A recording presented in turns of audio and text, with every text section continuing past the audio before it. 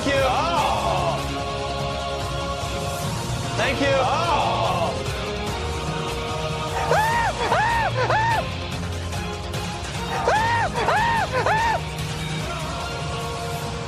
Welcome to the 6th episode of URT Number, the Amazing Race 32 recaps from Reality TV Warriors. My name's Michael Harmstone, and joining me as always is a Canadian who travelled around the world with people trying to pull on his facial hair, Logan Saunders. Good afternoon. And the lady who spends most of her time on this podcast pointlessly yelling, Michelle Pierce-Denneman. I don't think I have anything to yell about. It's time. Yeah, I've not irritated you yet. You'll have things to yell about by the end of this podcast. God. And then Michelle will have 90 seconds to air out her frustrations with you. Yeah, at which point I will, of course, mute it entirely in the edit, because that's kind of what I do. Because I think it's fair to say, if you've seen anything on Twitter, I'm not a big fan of this season. Michelle is still blindly. So this is going to be a fun podcast. I'm not blindly. I actually enjoy it. And it's not blindly. Jesus. No matter what Amazing Race does, you always defend it. And I think you're going to be doing a bit of defending today, because I'm not best pleased with the editors after this pair of episodes, especially Almighty. It's one of the worstly edited episodes we've ever seen, for reasons that I will get into fairly soon. Oh, jeez. Let's get on with it then. I am in between. There's one thing that I couldn't help but notice with two of the tasks, one in each episode, that, yeah, we'll get into it too. I'm genuinely interested to see whether Logan has picked up on the same thing that I've picked up on for the Almighty episode, but that's kind of halfway through. What, no Borat? Well, no, that as well. They didn't know that Borat 2 was going to be coming out by the time that this episode filmed. I guess when it's like 14 years since the first movie, or 12 years, or whatever it was, when they filmed this episode, that the Borat references had probably gotten stale by that point.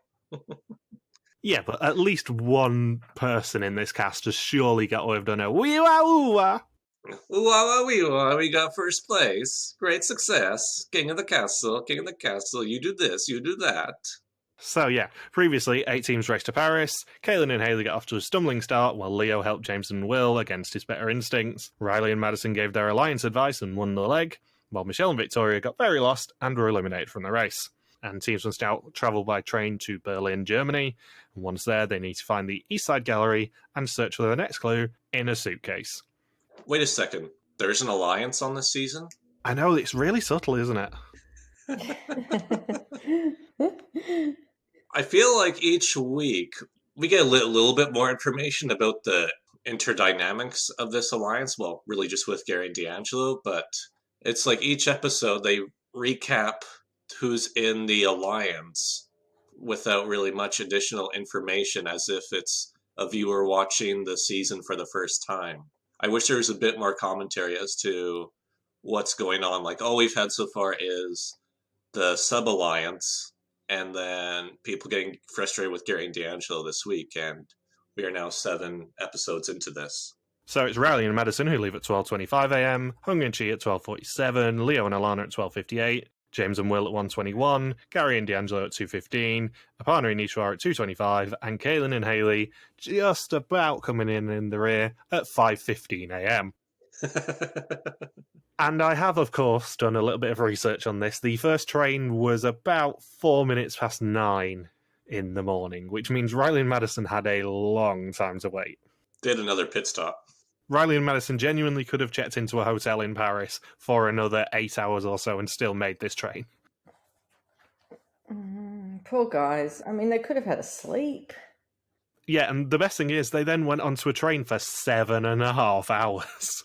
I was thinking a Paris to Berlin train, that's not a short distance. No, the average is 11.5 hours, because of course I did the research on this as soon as I realised they were doing the train. Because Paris and Berlin are the only 2 places on this season I've actually been to. They could have probably got there flying within about an hour. However, they were forced to take the train, and it's 7.5, assuming they got the 4 minutes past 9 train. Well, at least they have time to sleep on the train, if they wanted to. I guess it depends what type of... I presume that production booked the train tickets for them, since they were all on the same train. I can guarantee that production booked the trains for them because having used the TGV system in France, you need to have booked a few hours in advance at least to get on any TGV train, including, for example, Charles de Gaulle Airport to Marne-la-Vallée-Chessy, where Disneyland Paris is. We couldn't get on a TGV train for about an hour and a half because we hadn't pre-booked. We ended up just having to wait in Charles de Gaulle train station for that long. So they 100% will have had to pre-book those trains. Plus, Paris and Berlin would be a very popular route to go through, so I don't think you would have to wait until after 9 a.m. to board the first train to Berlin. Based on personal experience, I've taken trains within France to go from one of the towns near the Luxembourg border to Paris, and the first train left at like 5:30 a.m. 904 is genuinely what came up on the SNCF website when I checked a few days ago. It may have been different in 2018, but if you booked it now, then 9:04 a.m. is the first train that goes to Berlin, and you still have to change once. Helmstone out. And Phil introduces Berlin by saying it has the world's largest train station, as opposed to leading with what it's actually famous for, like the Berlin Wall, where they're going anyway. And just out of interest, have you been to Germany, Michelle? Yes, I have. I'm drunk in a beer hall. The only reason I'm asking you rather than Logan is because I know for a fact Logan has never been to Germany. Yes, I've been to Germany. I bought some beautiful Christmas decorations in Germany, but I haven't been to Berlin, no. Ah, cool. So Hung and Chi remind us of the Mine 5 Alliance, which is a stupid name, has never been said on the actual episodes, it is just production editorializing again. And Aparna introduces herself and Eswar by doing Logan's favourite trope of saying that 5 legs of the amazing race is way harder than engineering at Berkeley. Again with the engineering. Again with the orphanarium. It's like what I said to you yesterday, was it, Logan? If Aparna and Eswar make it to Final 5 and still get this sort of edit next week when they go to India, are they officially the most boring team ever to make Final 5 if they get through that leg? I don't know. It depends what content we get from them. I don't know if they break it, because in my opinion, the current competition right now for that award would be Jeremy and Sandy, Trey and Lexi, and who else? And then London and Logan. I think those are like the 3 main teams from the American version of Amazing Race that just get to the end and are completely irrelevant. And Eswar and Aparna, I think at the end of the next double episode, we can have this conversation again. I don't know. I think it's more that they just lack I think we talked about this actually since the episode aired. A, they lack good sound bites. B, they lack charisma, and C, they lack overall engagement with the storylines. I don't think they don't strike me as the type of team to really talk about other teams. For instance, actually, in one of the unaired scenes I think when they were at the Paris pit stop with Gary and D'Angelo, Phil was asking, "Oh, what do you think about the other team that's with you here at the pit stop?" And then Eswar and Aparna said, "Oh, we thought they'd be completely physical, but they're actually a strong team." And then Gary and D'Angelo said, "Oh, we don't think they have any weaknesses," which we now know is a lie because Aparna has really, really sucked at 2 consecutive roadblocks. Like, she wasn't able to do the sauerkraut one, and she had white face blindness at the Paris roadblock. So unsurprisingly, Kaylin and Haley say that they're happy to see everyone, and there is a mid-confessional sneeze, which may be my highlight of the entire episodes. Really? I think if you frame this pair of episodes through Kaylin and Haley, then it makes it far more entertaining than maybe those episodes actually are. Because they carried this pair of episodes. Oh my god, the first bit is great when you get to it. So when they actually get to Berlin, Kaylin and Haley are the only ones not to find a taxi, and when they do find a taxi, their driver gives them a little bit of a roasting. It's so good. And can you relax a little bit? You can't understand what they're saying. I must admit, the lady who we want to relax a little bit was almost your introduction this week, but I thought in a Brooke style you may get angry with me, so I didn't use it. I laughed. I thought it was so good. And then I'm like, what did he just say? And I went back and looked again. That was so good.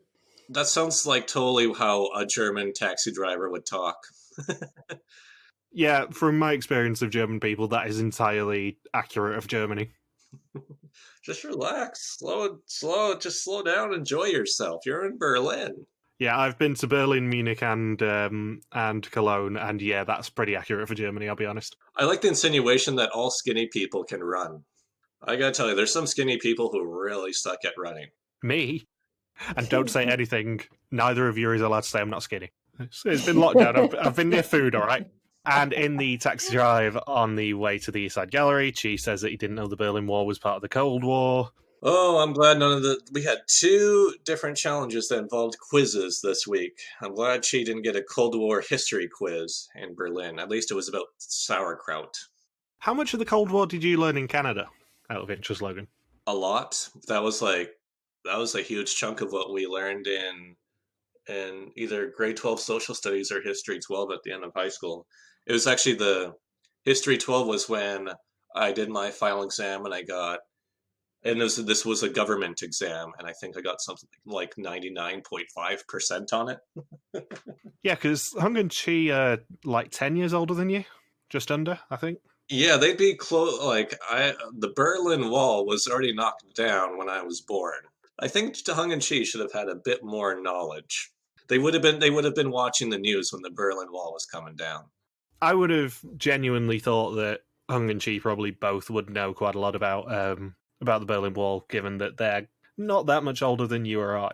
And in another fun moment, which we get absolutely no moments from Aparna and Eswar other than this, when they get out the cab, they nearly take out a cyclist, which is very, very funny and doesn't linger that much on the episode. And it's James and Will who are first to find the suitcase. Now, the reason I asked if you'd been to Berlin before, Michelle, is whether you know this about the East Side Gallery. The East Side Gallery is in a very rough area of Berlin. It is not somewhere you want to run around at night. Well, at least they're in the day and they're in big groups of people. Well, they weren't. It was night by the time they got there. It was it after night? dark this entire Oh. leg, yeah.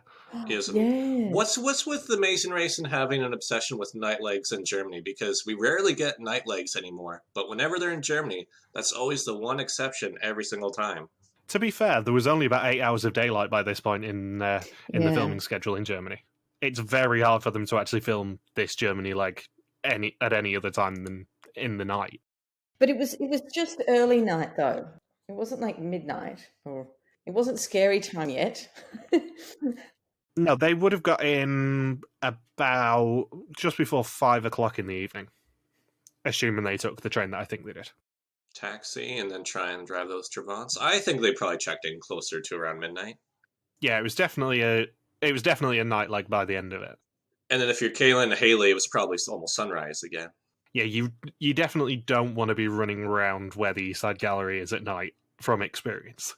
I have been to the East Side Gallery. I went there when I went to Berlin, and yeah, it's not the nicest of areas. I hear they have a rivalry with the West Side Gallery.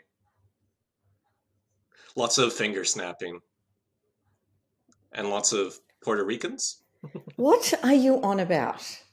West Side Story. Oh, okay. All right. Sorry. The worrying thing is, this is, I think, the 5th musical that Logan has referenced this season of podcasts. Really? I'm not even a musical guy. Yeah, because we went through that blitz of musical references on the preview, if you remember. I think we did 4. I have no recollection of this. We talked about Rick Moranis and about Little Shop of Horrors. Oh, yeah, we did. We talked about Book of Mormon, and there's a couple of others. I can't remember which ones they were, but yeah, it's definitely the 4th or 5th musical that you've referenced this season. So I'm now the musical guy? Yeah, Logan is our musical theatre correspondent. You don't even know you like musicals. I'm learning so much about myself. So yeah, teams must now drive a Trabant to Teledisco and then dance the night away to get their next clue. And all of the teams struggle with working out how to even drive a Trabant. This was a good scene. Did you see Gary trying to get in the back? And who the hell is trying to get in the back with him? And Camera sound guy. Hung and Chi, did you see their cameraman was in the front? He couldn't lean far enough back towards the window to get Chi's face.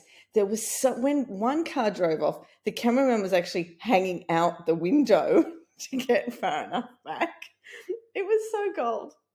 See, the problem I have with this, and yes, it's a good scene, The problem I have with this is it's genuinely unsafe for people to be driving cares? such small cars. Who cares? No, it is. It's like Gary is a similar height to me, I think. I think he's about 6'5". If his knees were up to his chest when he was driving that is genuinely dangerous. Hey, Barney, do you know how hard it is to drive with your knees? For all the people who were moaning that these seasons don't have any kind of putting people into danger anymore, like that thread on Reddit that I saw earlier, like, this was genuinely probably the most dangerous thing they've done this season, is driving a Trabant, but not actually having the legroom to touch the pedals properly. Yet it's not even the most dangerous thing to happen in Berlin on the Amazing Race. I mean, it's like the only thing that was going to top Victoria getting shoved by Jonathan was if somebody got hit by another car because they got stuck in the middle of traffic driving a Trabant. There was one, I don't know which car it was. I don't know whether it was Eswar and Aparna, but they started off and the cameraman actually wasn't in the front seat at all. There was just the camera on the seat. So I don't know where the cameraman was. But I just love the whole scene.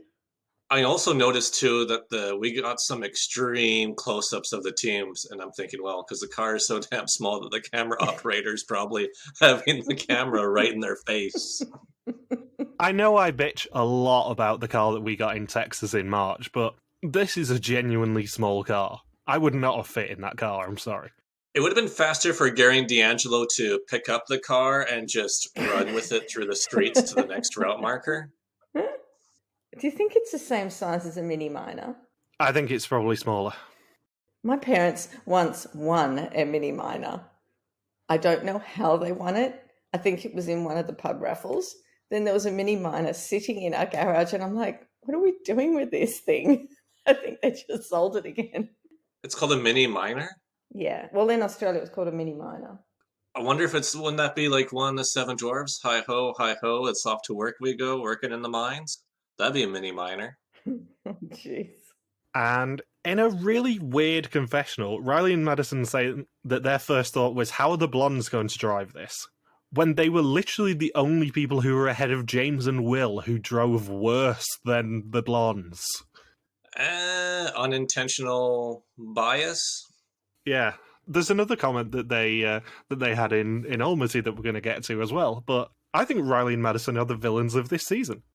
So Phil says Berlin beats everywhere when it comes to nightlife, and Teledisco is a disco phone booth which lasts 3 minutes and they have to dance for the entire song to get their next clue. I want it. I want to be in one. I want to go in a little disco thing like that. It looks like so much fun. Looks seizure inducing. It's fun. Here's the thing. As much as it looks fun, it is a bad task for Amazing Race because at most you can get 2 teams in there, and that's only if they're small people.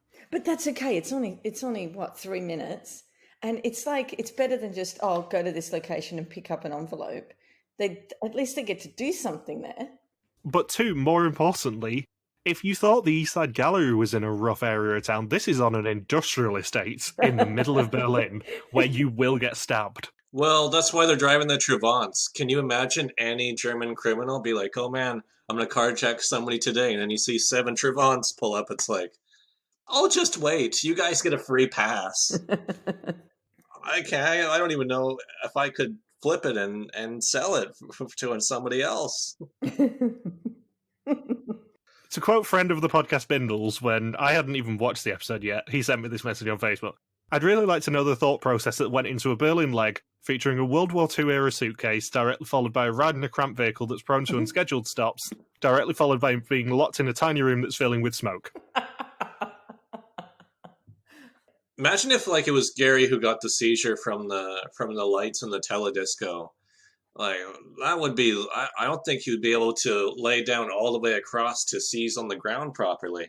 But I guess that wouldn't be the worst of his problems. No, it's the size of either a phone booth or a Portaloo, depending on who you are. I guess it's whatever you spend more time in. To be fair, in some areas of the UK, they're interchangeable things now, given how much piss there is in phone booths. Oh, that's why Clark Kent always wants to change into Superman. He wants to normally use a phone booth. He's like, I gotta change to some different clothes. Yeah, what you don't see when Clark Kent is changing in a phone booth is the fact that he's disinfecting every surface of that phone booth before he changes. Can't get anything on my suit. So yeah, one's teams experienced the teledisco, which apparently has about 1,000 Instagram followers even 2 years later. Teams must now drive themselves to Andel's hotel and search for their next clue. Caution, yield ahead. James and Will lose Hung and Chi and Riley and Madison, and we enter an ad break with a friend goodbye of Will saying, "It's not working," which is from the Paris ramp. And James and Will's clutch just cops out. And they get 2 options from production, and this is why they didn't get a penalty. They can either try and fix the clutch, which is a hilarious idea that anyone is going to fix the clutch, or run to the hotel, and they obviously choose to run to the hotel. And then Gary and D'Angelo choose not to yield and find a roadblock clue, which is who wants to feel the wind in their hair. And in this roadblock, one team member must face first rappel down the hotel and unscramble a word puzzle using letters they see on the way down to get their next clue. And apparently it's pretty much identical to the previous Berlin roadblock in season 22. See, the thing is, Wikipedia lists it as base jumping off the park-in Alexanderplatz roof. I don't think it was. I think it was face first rappel as well. In which case, it's entirely identical to an active route info from the previous Berlin leg. And that's the thing, as good as this leg kind of was, for this season at least, none of the tasks are that unique, really. There's East Side Gallery, which is in season 6. There's the Driving the Trabant, which was season 6. There's the Face First Rappel, which was 22. Only the Detour is actually new, and neither of them are particularly wonderful tasks. Are you saying that disco isn't a wonderful task? No. A good task on Amazing Race is both fun and has the opportunity for people to overtake each other. Nobody could overtake each other at Teledisco. I was waiting for there to be a quiz at the end of Teledisco. How many colors were used in the strobe lights? I wasn't paying attention to that. How tall is the phone booth that you went into? How do you spell Teledisco? My problem with the task is essentially there's no nuance to it. It's a very straightforward, just go to this place, last 3 minutes whilst dancing to German disco, and then go on. The task is to drive there rather than the actual thing. Well, yeah, but sometimes they just pick up an envelope somewhere and then go somewhere else. So I think it's nice to have something different instead of picking up the envelope. I'm actually kind of surprised that Eswar was able to do it, because I've heard a rumor that he typically finishes in under 3 minutes. He may finish his confessionals in under 3 minutes, Logan. So it is D'Angelo, Madison, Hung, Will, Aparna, Leo, and Haley doing the roadblock. And the bigger challenge to this seems to be walking up 15 flights of stairs. And it also seems that there was an unaired weight restriction to this. Because one team we heard say you must not weigh more than 200 pounds. Which I suspect may have excluded someone. Not suspect. I believe this was confirmed on Twitter that Gary was not allowed to do it. I'm quite surprised they didn't actually air the full thing to say, please note, D'Angelo must do this roadblock. But I'd sort of assumed that Gary was going to be the one to get excluded. Maybe Gary and Big Easy are going to have their own support group. Well, granted the harness's inability to support them is why they couldn't do this roadblock. So D'Angelo misses the letters, so he has to go again, and then makes a pact with Hung to help each other. And then Madison also misses the letters, and despite Hung being better than she at heights, she's not a fan of the challenge, and gets the episode title of I'm Not Walking, I'm Just Falling. And she's first to solve the word puzzle, which is, of course, sauerkraut. I couldn't get that word. It was really troubling me. I couldn't get that word, and I would have had no hope. I would have been like most of them. But how funny was her screaming? It sort of rivals Scott's. And she just said, have fun, okay, bye. See, the thing is, her screaming was misleading because she was screaming at the whole movement of being dropped. She wasn't actually that scared. In every other bit of this we've seen, it's been edited to make it look like she was absolutely terrified. And she was more screaming that she couldn't get a grasp on the wall than anything, I think.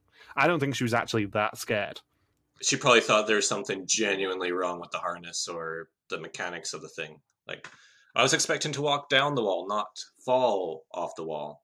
And see, the other problem for this task, I know I'm in a grumpy mood today, but my problem with this task is the fact that in any other season, they probably wouldn't have made them spell out sauerkraut. They would have made them spell out either the next location or detour or roadblock or whatever. That's hard, though. If you don't know all the locations in a country that you're in, how would you be able to figure that out?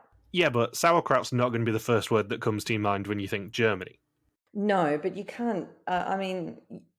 you can't have a location name there. That's just too difficult. Especially when no one's heard of what the next location is. Yeah, I don't see the relevance of sauerkraut to this leg. Usually they make a puzzle like this a lot more relevant to the leg. That is true, but I'm guessing just because of where they were going next that wasn't really an option. And I think because actually the contestants and fans on Twitter have engaged in a feud over whether or not alliances are ruining the season. And I think this is the first case of, the fans might have a point to this. We're seeing a 6-team alliance on this leg. This is something I wanted to bring up at the end. Do you guys think that the alliance is ruining the season? I think for this episode, the repelling challenge for sauerkraut, I think it ruined that part, because just to have someone telling someone else, oh, it's this, and it just going down the line, I think where it could have changed the order of things a lot, I think, I didn't particularly like it for this episode. Like, this is how I'm thinking it. It's not so much alliances are bad or evil on Survivor or Amazing Race. It's that on Amazing Race, the thrill is seeing how people react to different situations and different tasks. Like, for instance, the pie throwing. I'm sure Will and James would have had a hell of a reaction if they had no idea that pies were going to be thrown at their faces in Paris. And now we have a task where people are trying to figure out sauerkraut, but then that whole journey of trying to figure out that, like, this is a good way to contrast it. Like Kaylin and Haley trying to figure out sauerkraut. Like the frustration, going up and down those flights of stairs several times, going into the hotel and trying to find anyone who could help her. There's a reason why those scenes aired for such a long period of time in the episode, because that was interesting to watch. What's not interesting to watch is have teams go up and down maybe twice, figure it out, and then teams are just told, oh, it's sauerkraut, and they have no reaction. There's not that glee of like, oh, I think I got it, I think that's the word. There's no real payoff to it.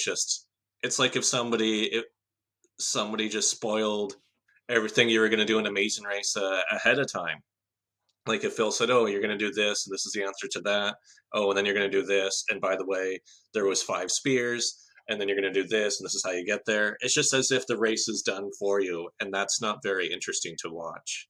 So you mean if Phil, for example, spoiled that the next leg was going to feature 2 detours and 2 roadblocks? That sort of thing. Yes, I wish teams were given no information about that.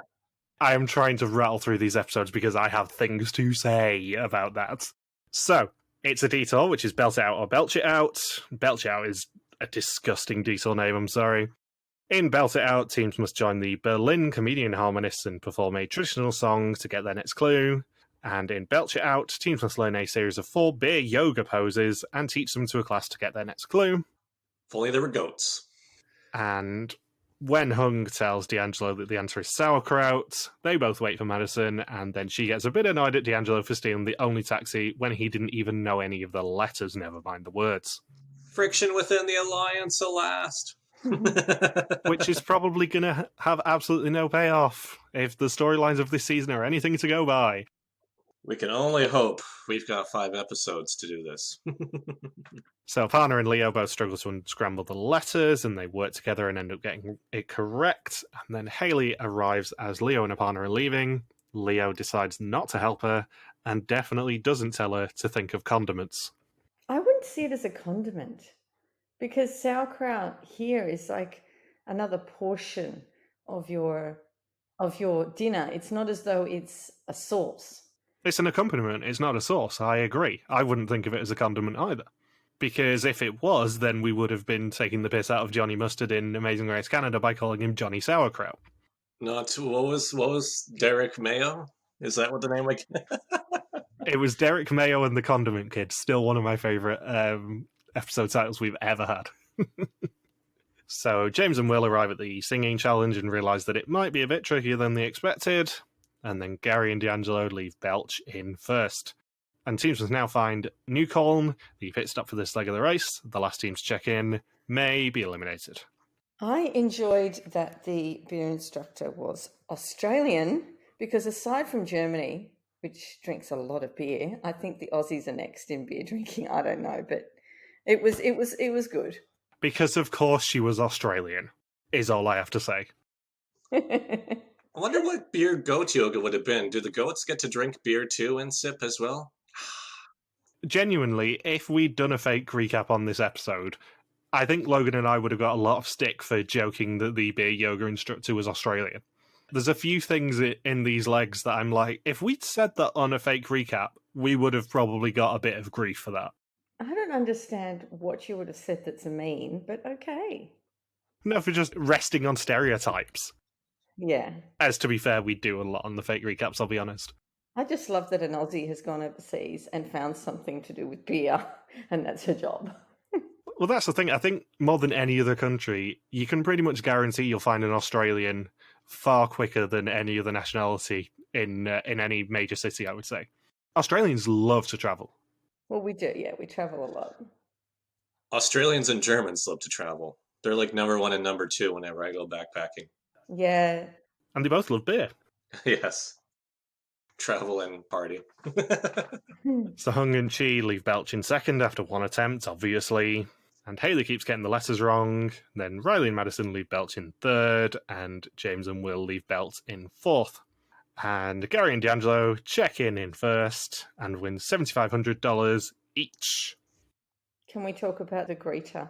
Do you think he was drunk or on drugs?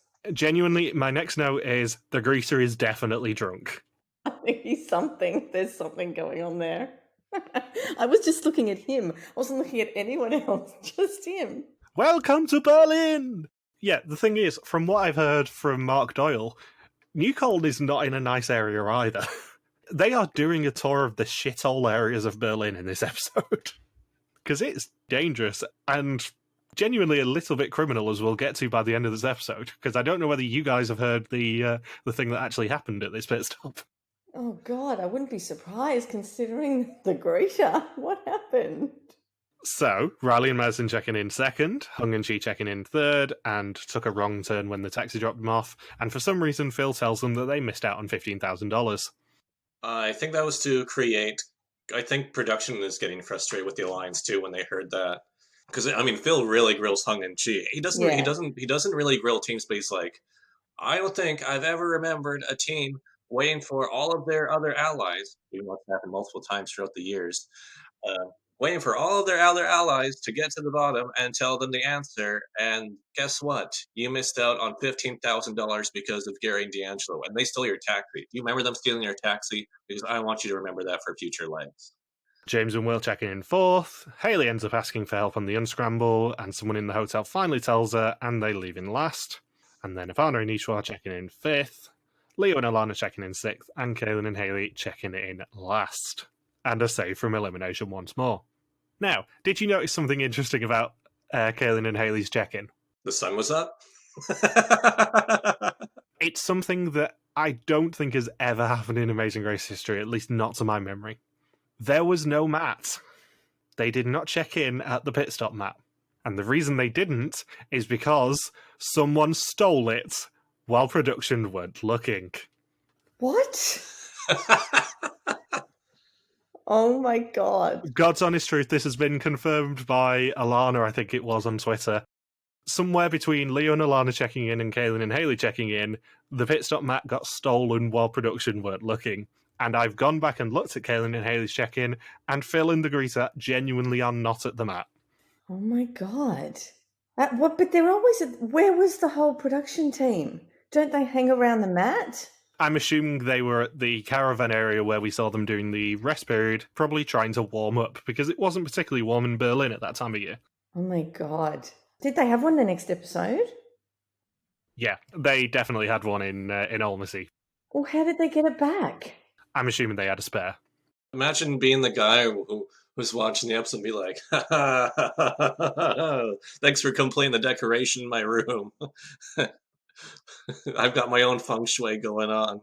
So yeah, Kaylin and Hayley managed to hit the second and final non-elimination episode of this season. Well, yeah. There's still a non-elimination to go. Then we're getting into... We can save that for next week.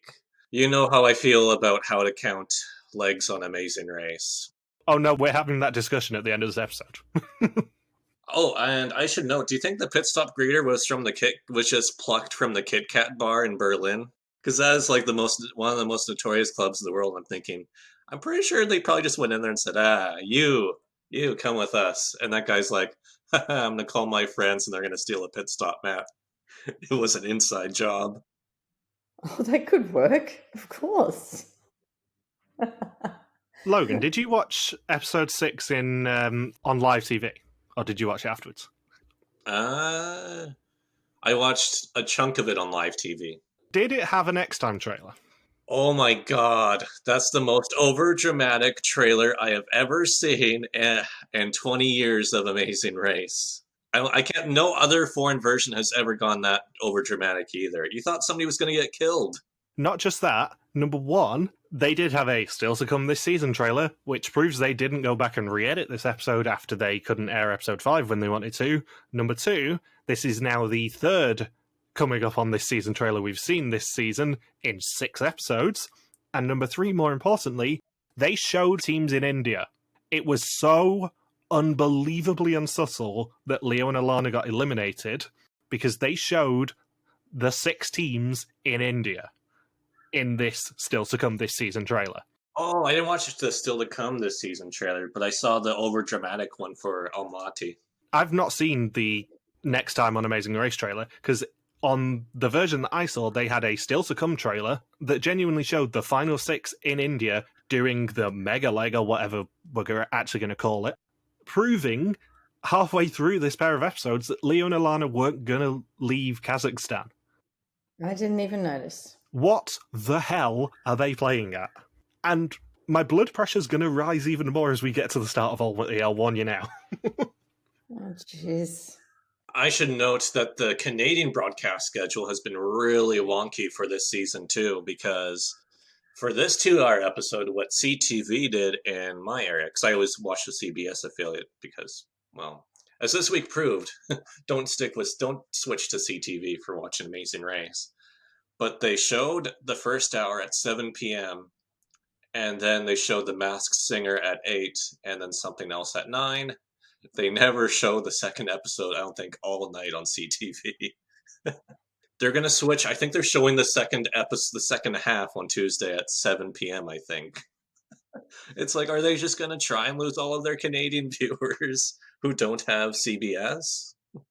So, now, let's talk about the 7th episode. Because... Wait, no. We Okay. didn't talk about the chicken dance. There's nothing to say. No one has ever heard of it. It's something they made up. Well, that's fine. I thought it made everyone act really silly, and I thought Will and James were really good chicken characters. I just thought it was fun. We can't talk about fun.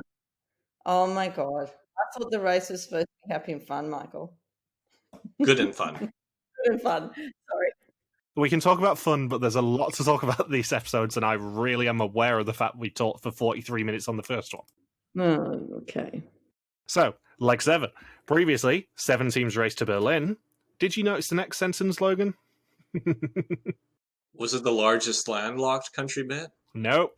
It was, at the detour, Hung came through for her alliance, but it wasn't reciprocated by Gary and D'Angelo. At which, of course, they showed that over Hung face-first rappelling off a building at the roadblock. There was no scenes in this previously trailer from the detour. Hung didn't help Gary and D'Angelo at the detour. She helped them at the roadblock. That is something that, number one, should have got picked up straight away as someone was script editing this. Number two, should have got picked up by Phil, not just as the person who was saying it, but as the person who is, host and pretty much showrunner now, equal with Bertram. And number three, that definitely should have got picked up in the friggin' 2 years they've had to edit this episode. What the hell are they playing at? God, you're a little bit angry. See, I never pay attention to the previously on segment, but yeah, that is... It's like I'm guessing this was always planned to be part of a 2-hour episode, and maybe they just recorded the previously on segment like a few weeks ago. Because yeah, that is a pretty big mistake to make. That is probably the biggest mistake they've ever made in a previously. And I have no idea how, given the sheer amount of layers that these things go through, nobody picked it up. I don't know how Phil didn't pick it up when he was there and also saying it. And Leo and Alana checked in last place, but weren't eliminated from the race. It's just, this previously is so emblematic of my problems with this season, which is the production and editing is so sloppy. This cast was really good, and they're being let down by such a lazy, boring production. I'm sorry. God, you are really angry. Just, jeez. Just wait till we get to the Megaleg stuff. I'm fuming about that still, even 24 hours after I found it out. The Mega League's next week. Just wait next week. No, we need to discuss it today because otherwise I'm going to be angry for an entire week. Wait, I don't mean to go back at all, but which detour option would you guys have chosen? Probably the chicken dance Dancing. purely because it seemed a little bit more flexible, ironically. I was about to say, I think beer yoga incorporate a lot more flexibility. It seemed a little bit less stringent. Yeah, I would have done the chicken dance, chicken song. Yeah, after the fact, it seemed like, the chicken dance was a lot more lenient because it only took, 2 attempts for everybody, and they didn't enforce phonetics. They didn't enforce proper pronunciation of the German words. And also, German is not the world's most difficult language to perform, or to pronounce. German doesn't really have missing letters for better or for worse. So it's a very easy language to pronounce compared to French or Spanish or any of the other major European languages, I would say. German doesn't have hidden letters on the whole, before anyone corrects me. German doesn't have hidden letters. German uses every letter, for better or for worse. So, Leo and Alana spared Kaylin and Haley from the yield, but it didn't help them at the roadblock. Gary and D'Angelo won the leg, and Hung and Chi learned a lesson, but it was Kaylin and Haley who were saved from elimination. And Gary and D'Angelo leave at 1:30 a.m, Riley and Madison at 1:46, Hung and Chi at 1:53, James and Will at 2:04, Aparna and Eswar at 2:13, Leo and Alana at 2:14, and Kaylin and Haley just bringing up the rear at 5:32 a.m.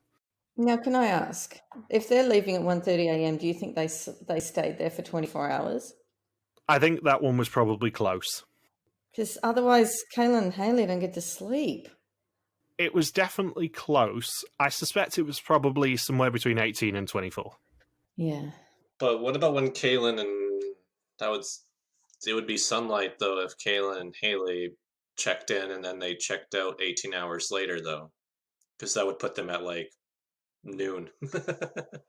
Yeah, Kaylin and Haley, I suspect, probably checked in somewhere about 3:30 a.m. So maybe it was just over 24 hours, this one. But the thing is, as you well know, the pit stop lengths are just based on what the next flight is. Yeah.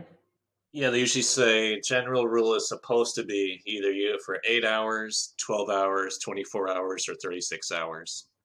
It's been like that since almost the start of the series. Yeah, but they've definitely been meddling with that in recent seasons.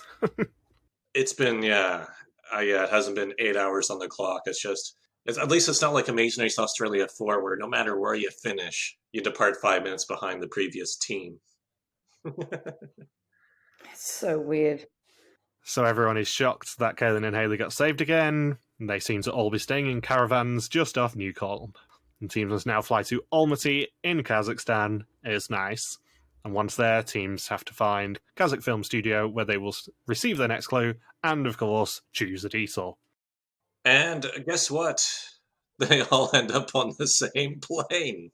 Not just that, they all end up on the same plane and appear at Kazakh Film Studios at exactly the same time. Yeah, and then when you think of all the alliance, not alliances, the Mega Alliance, I don't know, it's pushing everybody through a really narrow funnel.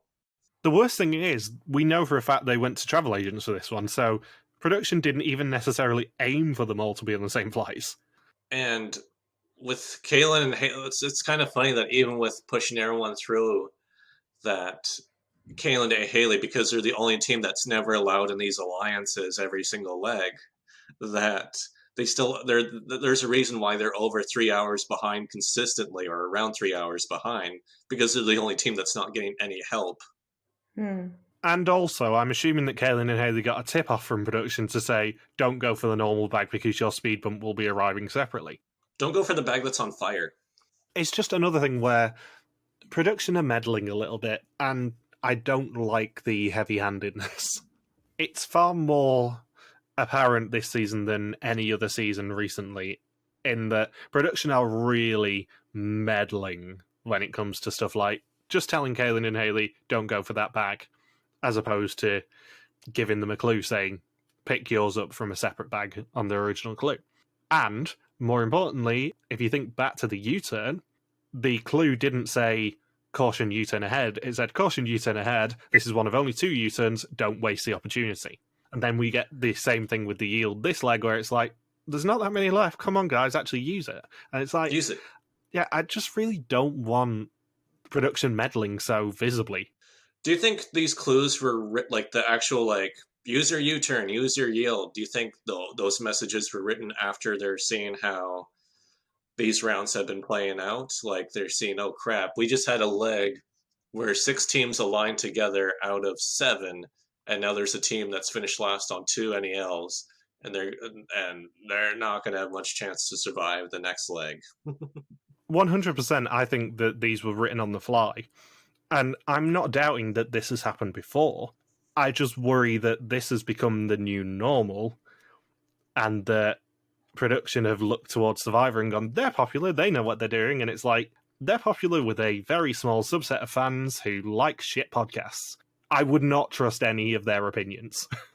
It's interesting that we've had this 5-team alliance, since the Colombian... Well, I guess it was kind of the first episode where the alliance was established. Yeah, it was kind of the first flight alliance in Tobago that then morphed into the Mine 5. Yeah, so you have this 5-team alliance. There's 6 other teams on this season. And then by the end of this leg, it's going to be 5 versus 1, with this alliance being very consistent, carried all the way through. And production's got to be thinking, crap, we just had 5 versus 6, boom, boom, boom, boom, boom, boom, boom, because of this alliance. It's effective. If you're a contestant, it's working out well for you if you're in that 5, but it's boring as shit TV. And I think production was probably catching on to that during filming, which is why they're saying, use the U-turn. You only have a few yields left. And I'm sure if they didn't use it this leg, the next leg, it's like, come on, use it. Then in all caps, use it. I'll go back to what I said about the Alliance last week, which is that the Alliance as a whole is suffocating this season because it's just dominating so much of the airtime. And ironically, it's only 4 of those teams we're actually seeing. And I like all of the teams in that alliance individually, but as a group, it is not the most dynamic television. I like how there was a post on Reddit saying, they're saying there's a 5-team alliance, but Eswar and Aparna are not really a part of it. And I'm thinking, I'm sure they're a part of it. It's just that they're a bit too far behind to be helped, for one. And number 2, none of the other teams really specifically talk about Eswar and Aparna, and Eswar and Aparna aren't really... they're not going to be saying, oh, D'Angelo really screwed us over with that taxi. I hate Gary and D'Angelo now. We got to get our payback on them. They're not really those type of people. It's far more interesting to have Gary and D'Angelo and Hung and Chi, or Hung and Chi talking about Gary and D'Angelo and say, we got to stop being nice to them, because that's a much more compelling storyline. Yeah, it just seems like they were really hamstrung by the Alliance's domination this season, and let's be honest, I'm working on the assumption that the Alliance is going to be the final 5 now. They were hamstrung by the fact that this Alliance is so dominant, but they just haven't worked out how to tell it in a compelling at all way. It's just really flat, the edit this season. Anyways, Kazakhstan. Yeah. It's very nice. Right before we actually get to Kazakh Film Studio, one thing I did have to point out is that D'Angelo does not know how to pronounce Almaty or Kazakhstan. Kazakhstan. Because in the travel agent, he does ask for 2 tickets to almighty Kazakhstan. The almighty Kazakhstan. It's like some character from Aladdin. We got rid of Jafar, but now there's that almighty Kazakhstan after us. Shit.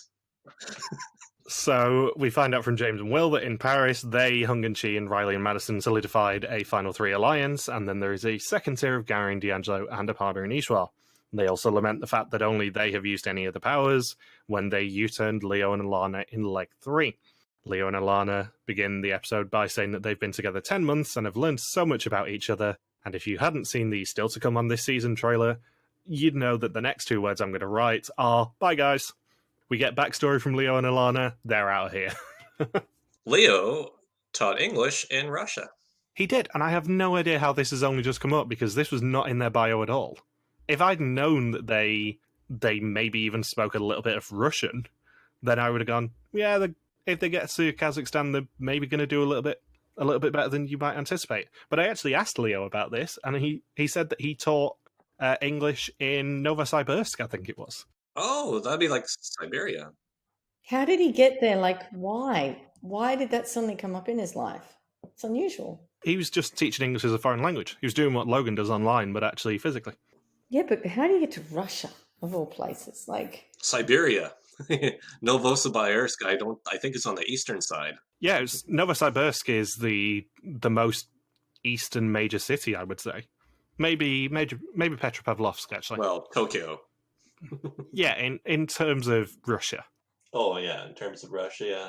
Well, I mean, Kamchatka, I feel like is a major place on the board game Risk.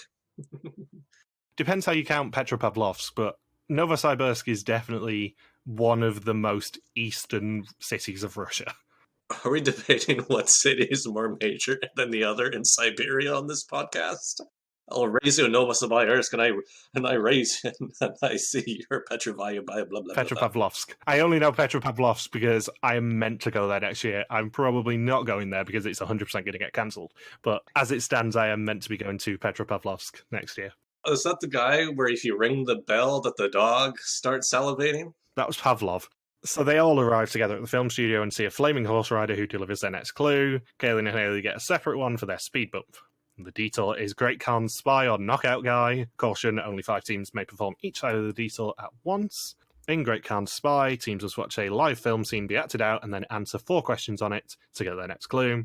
I wonder if there's lots of DVDs at the Kazakh film studios about flaming horse riders. Don't you have some videos in your collection called something like Flaming Horse Rider? Yeah, Flaming Horse Rider 1, Flaming Horse Rider 2, and then Ultimate Flaming Horse Rider Special Edition. And in Knockout Guy, teams must learn a choreographed fight scene and smash a vase containing the next clue. In the speed bump, Kaylin and Haley must put on prosthetic beards to each other to continue onto the detour. Now, I know I rant about the speed bumps a lot, and this is obviously a pointless speed bump that maybe took them 10 or 15 minutes, and is entirely just done for comic value. But it's also another thing where I'm like, production are just meddling a little bit too much. As much as I love this task, and as much as it's hilarious for the rest of the episode to see Kaylin and Haley go around with full-on beards, they have to have amended that for whichever team came in last, unless they kind of knew it was going to be Kaylin and Haley. oh, because how would the beards do it? And also, more importantly, what would Riley and Madison have done? Shave their beards? And then put it on somebody and put their beards on somebody else? Yeah, would they have actually had to do it, do a Travis and shave their beard? Yeah, well, that's the only team. It would have only affected one team.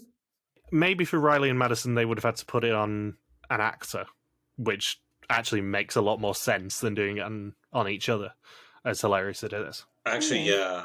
I'm certain that's what it would have been, yeah. They just would have said, well, because it doesn't affect how long it would take. It's just, so instead of putting it on your teammate, now you just put it on these actors, so. It just feels a little bit heavy-handed to try and go comedy. It's the most memorable speed bump we've had in years. Yeah, it's just forcing it a bit, that's all. So yeah, Kaylin and Haley have to wear the beards all day as well. Hung and Chi answer one of the 4 questions correctly, and Leo and Alana get none. And then Riley and Madison leave Knockout Guy in first. And I know, Michelle, you're going to say, but we didn't even talk about the task. And it's like, well, how can you really talk about the task that much? Not a lot happens apart from Leo and Alana messing it up constantly. Yeah, and except Phil nearly getting wiped out trying to talk about the task. That was funny. And Eswar and Aparna screamed the whole time. You know how they didn't do it properly? So, because they're just quiet people. And so when they had to do it and they got through, they just screamed the entire time. Yeah, the thing is, that's after the next bit. Like, there is very little to talk about up until Riley and Madison leave.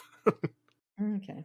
With Eswar and Aparna, it's like, this kind of sums up why they've been so under-edited. It's like, yeah, we're normally really mild and really calm people, but I guess they just want us to scream. And they don't know how to scream or have proper energy. like other TV personalities do. So their idea of like, well, I guess if we just try and scream the whole time, that should be sufficient. So it's like two people who never scream trying to pretend like what screaming people are like. Ah! Do we have to still keep screaming through the meat market? Where's the clue? Oh no, there's Phil Kogan. We're fifth. When do we stop screaming? This is a reference that neither of you two will get, but they are very much like little Alex Horne. They just can't scream. So, once teams leave their respective detours, they have to travel by van, which is provided by production, to a remote nomad village in the Karasai district to find the next clue. Caution, yield ahead. There are only a few legs left. Use your power to yield, don't waste it. Bugger off, production. Gary and D'Angelo have an argument over them being at different learning speeds. And then Kaylin and Haley get a little bit more background, just in case you're thinking that Leo and Alana are dead in the water. Kaylin and Haley then come back with, oh, we're very much capable of winning the race. Not. And I have to say one final bit of bitching about the editing in this episode. I really, really don't like them repeating the detour introduction graphic to show which detour it is. I liked it. It's something they've never done before, and it's just clunky. Well, the detours options looked alike. They're both in like they both have very similar environments, and it's a bit tougher to distinguish between the two. Yeah. They could have done it in the usual way they do, which is a small, unintrusive graphic rather than bringing up the half-a-screen detail one every time they switch. But also, more importantly, even the stupidest casual fan can probably work out whether the contestants themselves are doing the stunts or not to work out which detour it is. You're overestimating them. Yeah, seriously. I have the tweets for the funniest complaints blog, Michael, and I can assure you. I mean, I just had a guy randomly on the internet yell at me for raving about a local Mexican restaurant. I love that I got to reference that in the banner tweet earlier. You piece of shit.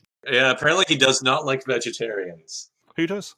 So, Hung and Chi leave Spy in second, Leo and Alana get rejected, Aparna and Eswar get rejected at Knockout Guy for not shouting loud enough, and then James and Will get rejected because James came first. James and Will leave it in third, with Gary and D'Angelo in fourth, and Leo and Alana basically have a game over moment when they count spears with flags on them, so keep getting that number wrong. After Michael, you've had 20 complaints about the episode, so I've only had one other one so far, so I'm allowed to have a second complaint, and that is this. One thing that's frustrating me between the Berlin roadblock and this detour is that teams don't get to know what the task is until they reach the end of their first attempt. Like with the roadblock, they get to the end, it's like, oh, did you unscramble the letters? What word is it? They didn't even know they were supposed to be looking for letters, so that's kind of cheap. And then the very next leg, we have one of the detour options is they watch the scene play out, then it's like, oh, go see this great con. And then they get asked a quiz. It's like, well, we don't even know what we were supposed to be looking for. We had no chance of answering those questions correctly. So there's a difference between making a task difficult and just giving teams no shot at finishing it on their first attempt. Here's the other thing as well that I didn't mention with Berlin. In both the Teledisco and the Roadblock, and actually both detour options, only one team can do it at a time. So there is very little chance of people overtaking each other. Actually, yeah, both detour options were like that in Almighty Leg. Yeah, the only actual chance where more than one team could face off against each other, really, was at the East Side Gallery. Every other time, it was, you're in a queue, you've got to wait. And this is one of the better legs this season where that happens. Because it also happens again in one side of this detour, where in the stunt one, only one team can go at a time. And I know why that is. It's obviously going to be dangerous if there's more than one team there. But they've built a task where all the teams are very close together and nobody can really overtake each other. But they can, because if someone is good at the task, then they go straight away. But if they're not, they have to wait again. And so some teams are good and they can leave, and some teams have more attempts. So there can be a change in the standings. Yeah, but the change in the standings doesn't come from the task itself. It comes from the preparation of the task. That is a bad task structure. No, because Eswar and Aparna had to do it again. They didn't scream, so they had to do it again. If they'd done it properly the first time, they would have left the task. Yeah, but that just meant they had to practice more. That's what I'm getting at. Yeah. A better Amazing Race task is one where, even when performing the task, teams can still have the opportunity to overtake each other. Using the example of that Berlin roadblock again, every other time they've done a face-first repel, including in the finale of last season, they had more than one team be able to do it at a time. In the finale of last season, all 3 teams could be on that building at the same time when they were doing the face-first repel. There is no excuse for them not doing it in that Berlin roadblock.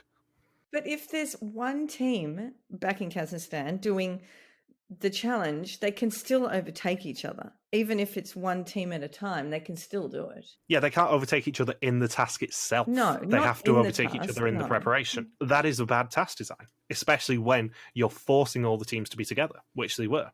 Imagine there's one way that this detour would have been broken, and that's if the Alliance had all chosen the Great Khan watching when they had the quiz one. Because if, like, say, when Hung and Chi get all their answers, if, say, Riley and Madison, Gary D'Angelo also chose that task, they could be like, oh, these are the answers. There you go.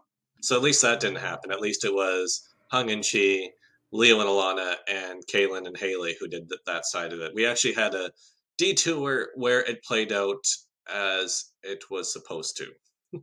But it's entirely not production's fault that it did that. Production were lazy in their structure on this. And at least the other side of the detour, the action sequence, that's not a task where you can share answers. You can't teach Eswar and Aparna how to scream. They have to do that themselves. No.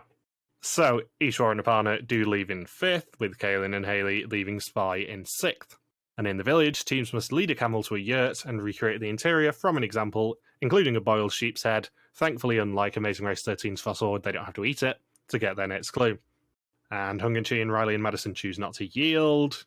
And then Leo calms Alana down, and they say in confessional at the pit stop of this leg that they know how to support each other.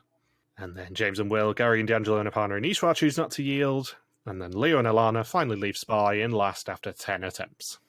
Did you see what Leo and Alana wrote on Twitter about how long they had to wait in between guesses? How the performers actually had coffee breaks? There's 2 tea breaks during their 10 attempts. It's awful, isn't it? Jesus. So, the Alliance then convince Kaylin and Haley to yield Leo and Alana, and of course, by the Alliance, I mainly mean James and Will and Riley and Madison. No, somebody else piped in too. It was mainly those 2 teams. In which case, we get the classic M. Bison, game over. Interestingly, actually, Hung and Chi didn't do any of that nonsense. They didn't shout to Kaylin and Haley at all about the yield. They were the only one of the 5 in that alliance not to even try and encourage Kaylin and Haley to do it. They're like, yield Gary and D'Angelo. Yield those shits even though they're ahead of you. Yeah, just you. We just want to see their faces on the board. They were too busy with Hung saying, oh, look, we've just got 90 seconds. We've just got to be quiet. You have 90 seconds to air out your frustration. You have after the 90 seconds is over, Chi, you have to calm down. It would have been better if he just starts swearing constantly in the cab. Why'd you do this? That was so effing stupid. 90 seconds are over. I'm okay. I'm sorry, I love Hug and Chi too much with that. And Riley gets the episode title as we suspected when he beard bumps Kaylin and Haley. That was such a spoilery episode title. I said that I think I said that, 3 or 4 weeks ago, where I'm like... It was last week. Last week we were discussing it. Yeah, I'm like, I think Riley and Madison make it to episode 7. Well, actually, all of the episode titles are out for this season now, and that is the last remaining spoiler one. Thank goodness. Imagine if that was the episode title in the finale. The most infamous one of that is the finale of 27, which was We've Got the $1 Million Baby or something. Well, that wasn't blatant. You didn't know for sure who was saying it. No, but it was a just-in quote. We'd never heard either of the other 2 teams in the other 3 teams in the Final 4 call each other baby. Yeah, but this was just, it's like there was room for doubt. Here it's, one team has beards and the episode title is Beard Bump. I wonder who the hell that could apply to. It was We Got a Chance, Baby, before Justin messages me and goes, how can you not remember our episode title? But yeah, the episode title for the finale is something proper lame, I know that. It was like, this one's for the million or something stupid. At least it's not, this beard will be made of gold or something like that. I'm just glad they're not telling us who's in the finale. Give it time. So Hung and Chi and James and Will realise that they need to find a sheep's head. Then Riley and Madison get rejected because of the head. Then, because they're in an alliance, James and Will help Riley and Madison, and then they leave in first. And the teams must now head to the Green Bazaar and search the meat market for their next clue. And I'm calling it the Green Bazaar rather than the name that they actually got on the episode because the Green Bazaar is a former Amazing Race task location. It was visited by Norway. Norge. In their task, they had to find ingredients and eat the entire Kazakh meals to get their next clue, I believe, in their penultimate leg. The one thing I noticed about this leg, I'm thinking, everything that people would associate with Mongolia is happening in this leg. We get a Genghis Khan detour. We get a yurt challenge, because yurt is synonymous with Mongolia. And we get a meat market. I'm thinking, was this leg really in Kazakhstan? See, the thing is, not only is there not a lot of Kazakh content, yes, you can kind of argue the detour is Kazakh content because of Kazakh film being such a massive studio in Asia. And I was Googling it, and apparently Genghis Khan, that Kazakhstan's trying to claim a lot of Genghis Khan heritage, too. Yeah, but also, added into that, not only is there not much Kazakh content in this, it's also a very linear leg. There is no roadblock. There are, 2 route markers in this? No real chance to overtake. The only real chance to overtake is at the detour, and everyone's there at the same time. How many legs do we have where there's a detour but not a roadblock? That's a combination that doesn't happen too frequently. 3? This season, is it now? It's 2 or 3. Detour but no roadblock? I thought it was roadblock but no detour. Trinidad and Tobago had roadblock no detour. Colombia had roadblock no detour. Then Brazil had detour no roadblock. Paraguay had both. Paris had 2 roadblocks no detour to make up for the fact there was a leg with no roadblock.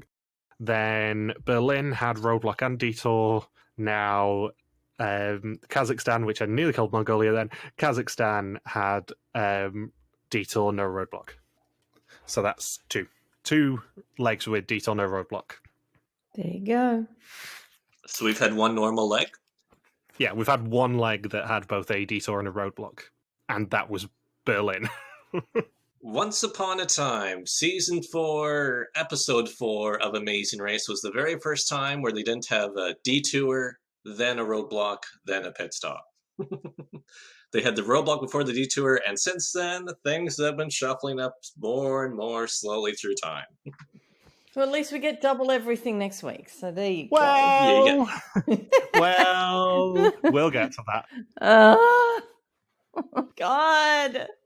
Now another observation test. When Leo and Alana arrive at the yield, how did they know that Kaylin and Haley were the ones to yield them? Intuition. Did you spot it? No, I didn't. No. The courtesy of pictures are not on the boards this time. They are on the hourglasses, and they are very, very, very, very, very, very small. I was about to say, I didn't recall see Kate. There was no courtesy of picture, so I'm thinking, how do they know for sure? Was it off camera? Yeah, the courtesy of pictures are stuck very badly on top of the hourglasses. The pictures are far too big for the hourglasses, so it kind of folds over at the top, but it's only actually visible when Leo picks up the hourglass and turns it over. Well, there must have been a reason for it. Well, they just wanted to shrink the yield board, but it kind of doesn't work if there's no actual proof of who did it. I'm sorry. Because the thing is, say Kaylin and Haley had got to the yield first and still done it, no one's going to notice that Kaylin and Haley actually used the yield unless they knew that they were there before them, because of how small the pictures are. The pictures are tiny. So from a production standpoint, I kind of get it, because they just want to shrink the boards and not have to carry around as many courtesy of pictures and all that sort of stuff. But from an actual TV watcher's point of view, it doesn't work. It really doesn't. If we hadn't seen Kaylin and Haley use it, there would have been no proof of who used it for us as TV viewers. You said the picture is... Oh, okay, but the picture is on, and obviously maybe the teams are asked to say who has yielded them. Yeah, the picture is on, but the picture is only actually properly visible in a in a picture that went up on CBS's website. That's the thing. That's the only reason I know where the courtesy of picture was from. It's only slightly visible when Leo turns the hourglass, and that's only if you're paying attention. It just doesn't work. You don't work. I'm just thinking a lot of things aren't working for you, Michael, these 2 episodes. It's just the whole thing is defunct for you. Let me watch my amazing race. I came into this season with a very low hope after the past 2 seasons, being perfectly honest. This is better than the last 2 seasons. Yes. This cast is really good. This cast is being stifled by shit production. And I'm sorry, but I've got to be as brutal as that. The production are being lazy, editors are being lazier. And I'm going to continue harping these points as the grumpy old man of Tar podcasts. And you're the youngest one here. Yes, you're bringing down my vibe. I don't give a shit if I'm bringing down your vibe, because I'm telling you the truth. Exactly. So, Leo and Alana say that they only hate Kaylin and Haley a little when Kaylin and Haley apologise by shouting to them.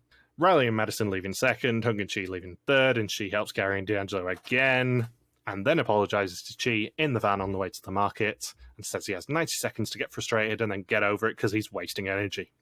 I know a good reason why you can't do self-drive legs in Kazakhstan. Because boy, oh boy, if you make a wrong turn in Kazakhstan, it's not the type of place you want to be in trouble. It's why they always have to choose Almaty, because it's like one of the...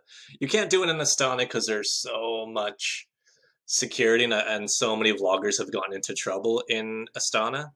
But Almaty's is the one city where things are a bit more open, but even then, I'm sure you still don't want to risk having teams do a self-drive leg and be pulled over by Kazakh police. It's not a good thing to have happen. No, I get why they're not self-driving. Just, it feels like a coach tour. It feels like they're on an excursion from a cruise ship. And I'm not meaning that complimentarily. That's because you want to be on your cruise right now, Michael. That is true. I should not be on this podcast. I should be in the middle of the Tasman right now, but I'm not. And I'm here to bitch about these episodes. God. So Gary and D'Angelo get a completely non-committal approval and leave in fourth. And once teams find the clue box hidden in the meat market, they have to find First President's Park, the pit stop for this leg of the race. The last team to check in will be eliminated. And do you know why it said will be eliminated, guys? Because they usually do that when someone's eliminated? Nope. It was more importantly because there are no non-elimination episodes left. As we will find out. What do you mean? There has to be 3. No, there's no more non-elims because there's only 11 legs this season. What? Because next week is a double-length leg. So, James and Will checking in first, and they win a prize that genuinely could have come from one of our fake recaps because they get a trip to Vegas. I laughed so hard when that prize was announced because it's like, you guys get to go to France again. You guys get to go to somewhere interesting like Vietnam, I think it was last week. You get to go to Vegas. Why did they do that? That's the only thing I had against this episode. The only thing. Like, why Vegas? It's the shittiest Travelocity prize they've given away maybe ever. I mean, I do love Vegas. And Vegas is a shithole. I don't care. I love Vegas. I love for what it offers you in just entertainment. And I would go there again. But Vegas is one of my favorite places too, as well as even my mom loves Vegas. My dad loves Vegas. My siblings love Vegas. We all love Vegas. Vegas is a shithole and is probably the worst place I've ever been. Really? Oh my It was God. awful. You obviously didn't do the good things. We went when it was about 2 weeks away from a heatwave. I know I've told this story so many times now. We went when it was about 2 weeks away from a near record-breaking heatwave, so you couldn't go outside. It stank of cigarettes everywhere. It was super expensive. There was nothing to do, and it was very boring. What do you mean nothing to do? It's the most exciting place I've ever been. Well, you've not been anywhere interesting, Logan. God. You know that's not the case. Sorry, Michael. Logan's been everywhere. But seriously, how can there Except be Berlin, nothing apparently. to do? Oh my God. Michael. I don't drink. I was 20, so I couldn't gamble. There was nothing to do. There's stuff other than... My mom doesn't do either of those things, and she's when my brother and I went there, our main thing was the first night we went to Michael Jackson's Cirque du Soleil. The second night we went to a UFC event, and the third night we saw Penn and Teller, and in between that we checked out the old Vegas area. We checked out all the hotels, and every day we were breaking records for how long we walked. And we also did the high roller Ferris wheel thing. So And the roller coaster. and I still have PTSD from the roller coaster. There's so many shows that are out the front of the hotels that you don't have to pay for. They're just spectacles. And then there's the shows inside, and then there's all the stuff. There's so much stuff to do. Michael, I don't understand. It's super expensive. Everyone's miserable. It's hundreds of miles away from anywhere interesting. And it was far too hot. Everyone's miserable, and it's not that hot. It's just like Sydney in a heat wave. It's fine. No, it was near record breaking, Michelle. Like 2 weeks after we were in Death Valley, which we went to right after Vegas, it was about 4 degrees Fahrenheit from the world record ever. It was super hot. It was somewhere between about 45 and 50 degrees Celsius when we were in Vegas. It was very It's hot. You're on the surface of the sun, but you've got a pool. There's a pool. Yeah, but the pool was too hot. That's the thing. The pool. Look, Logan, seriously, if Michael cannot be convinced about Vegas, seriously, there's an issue. Michelle, genuinely, you are more likely to convince me that this is a good season than you are likely to convince me that Vegas is anything other than a sad, depraved shithole of a place. Oh my God, there's no hope for Michael at all. There's just no hope. Anyway, let's bring my blood pressure down by talking about the fact that Phil tells them the next leg is a mega leg, double detours, double roadblocks, and double the distance. And Will does the eyebrow. Did you notice Will's eyebrow on the mat? Will did do the eyebrow. However, I've got a little inside information on the mega leg that it is not a first. It is nothing special. Can you say nothing with more emphasis? Go. Right. Phil introduces the mega leg as being something we've never done before. And it's like, ooh, are they actually going to do double detours and double roadblocks and double the distance in the same actual single leg? And then the press release comes out for next leg, and it's like, both episodes are covering the same leg, therefore it is a double-length leg, just like they used to do and like they've not done for a little while. The last one, actually chronologically, is Amazing Race Australia 2, because I will die on that hill that was a double-length leg rather than Keep On Racing. This isn't even the first double-length leg they've done in India. That's the thing that really gets my goat. They're acting like this is something brand new, and it is nothing brand new. Yeah, they did this in season 7. How is a double-length leg different from a Keep On Racing leg? Right, we're going to have this argument. I'm sorry. Keep On Racing legs are when the host, whether that's Phil or John or Grant or the racist who now does Amazing Race Australia, who I'm not discussing, when they say at the pit stop, your next leg starts right now, usually they get a prize if they check in first. Leg 1 of this season was a Keep On Racing leg. The key difference is that Keep On Racing legs are not necessarily eliminations, as we saw with leg 1 this season. Double-length legs are 2 legs smashed together. There is sometimes a midpoint match at, but it is a virtual pit stop. There is not always a virtual pit stop in the middle of it. See the Ukraine leg from Amazing Race 10. That is usually where they will not do any sort of, you get a prize. It's literally, your next clue's here. Yeah, so the only difference is that Phil isn't on the mat saying Keep On Racing. That's the only difference. They're still doing the same amount of stuff. The Keep On Racing legs are 2 separate legs. It's just there is no rest at that pit stop. Is there rest at a pit stop when it's a Keep On Racing? I don't think there is. They just keep on racing. That's what I said. Keep On Racing legs are where it is a no rest pit stop, and the pit stop time is literally 0 minutes, which is legs 1 and 2 from this season. But do you think there's a rest next week? No, next week is 1 giant leg that lasts over 2 episodes. Legs 1 and 2 this season were not 1 giant leg that lasted over 2 episodes. It was a pause in the middle, albeit a pause that we saw over 2 episodes. You know what would be funny is if when they're halfway through the next round, these next 2 episodes, if they just have an equalizer, an overnight equalizer, and then everyone keeps racing. That'd be hilarious. Well, you know the best thing? The fact that they've particularly trumpeted this one as having double the distance of a normal leg. This is the only leg that is in the same city over 2 episodes of the entire season. There is only one place where 2 episodes are going to stay in this entire season, and it is Hyderabad in India, which is next week. So it can't even be double the distance.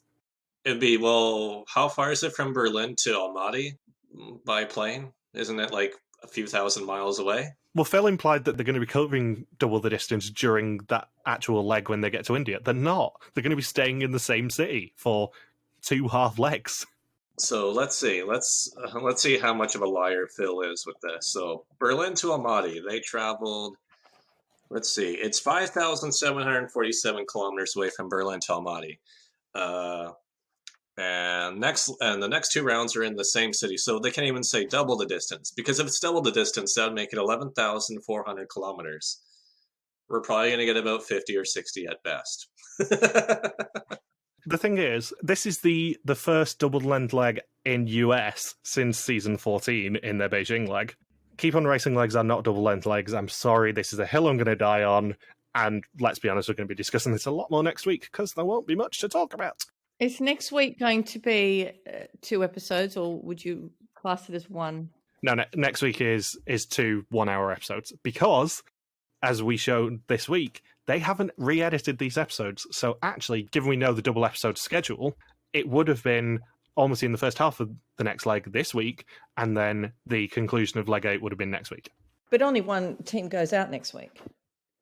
So it's like a non-elimination, but it isn't. It is, but it isn't. It's not, because it all counts as one leg. Michael and I have argued about this for about the past, 8 years, Michael? It's great, isn't it? This is something I'm super pernickety about, is the double-length legs or keep on racing argument, because next week is a double-length leg as we had last in season 14. It's not a keep on racing. It's not a mega leg or whatever bullshit term they're trying to rebrand it as. It's the same damn thing. Can we not talk about it next week? Because it obviously riles you up, something ridiculous.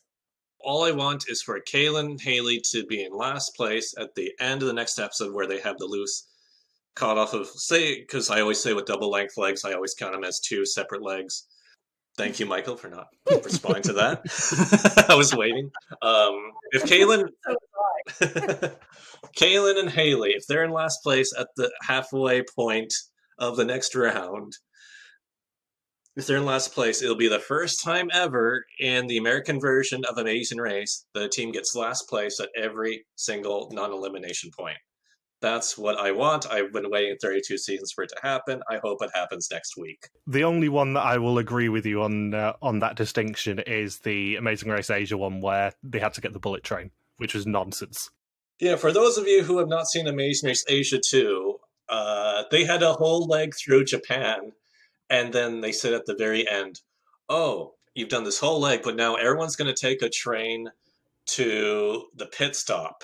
And then it's like, well, then that means it's just, why not just count the train? And then it was a keep on racing leg. So Alan handed them.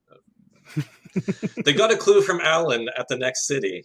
So it's like, well, really, that shouldn't count as the check-in point. The check-in point was really the train station, just like how in season 6, you would say the check-in point was the internet cafe. Yeah. So yeah, Phil tells them that it's a double-length leg, not a mega leg, not to keep on racing. And Leo is insistent on head being important at the camp. Caitlin's moustache gets wilder every time we see it, and by the time that they're looking for their sheep's head, it's half off her face. Why doesn't she just stick it back on? I wonder if it's so cold, it's just the glue has frozen. That's the thing. It actually wasn't that cold in Almaty when they were there. Really? But someone was really cold while they were doing their yurt. Yeah, I've looked this up. The weather in Berlin was worse when they were there than it was in Almaty. Almaty at night, it went down to -6. But during the daytime when they were there, it was as high as 10 degrees. Wow. Well, someone's feet were frozen. Yeah, whereas Berlin was like -2 all the time they were doing that entire leg. So Kaylin and Haley leave in 5th, Aparna and Eswar in 6th, and Leo and Alana in last. And then it stays exactly the same. Leo and Alana get eliminated. I bet this 5-team alliance is so threatened by Kaylin and Haley now.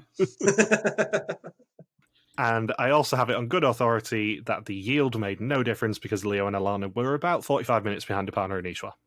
So English, so knowing knowing Russian in Kazakhstan did not make the difference.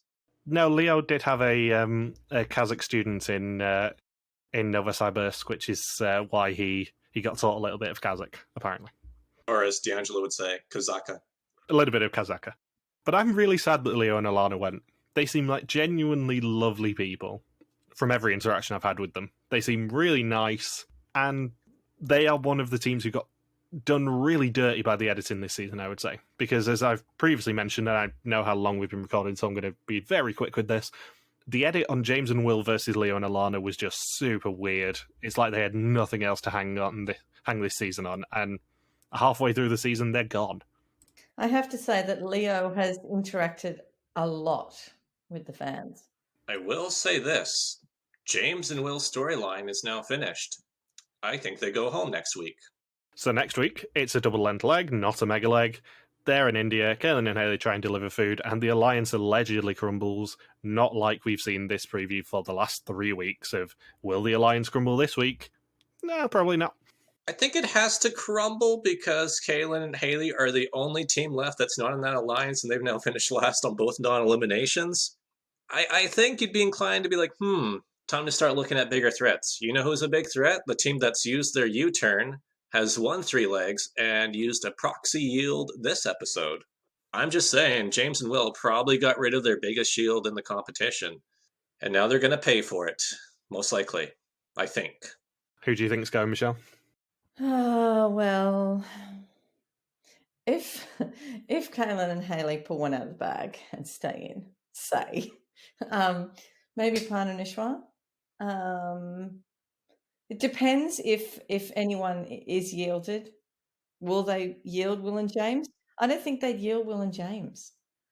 I'm genuinely intrigued to see whether Aparna and Eswar get any airtime whatsoever next week, given it's an India leg.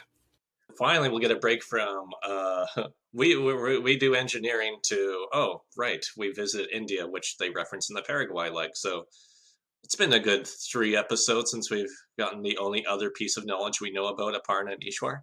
So the final thing I have to say is that Leo lost his trousers in Trinidad and Tobago, and that's why he was constantly wearing shorts or tights. And there is a 3-minute long secret scene from this episode of Riley and Madison mocking Leo's legwear.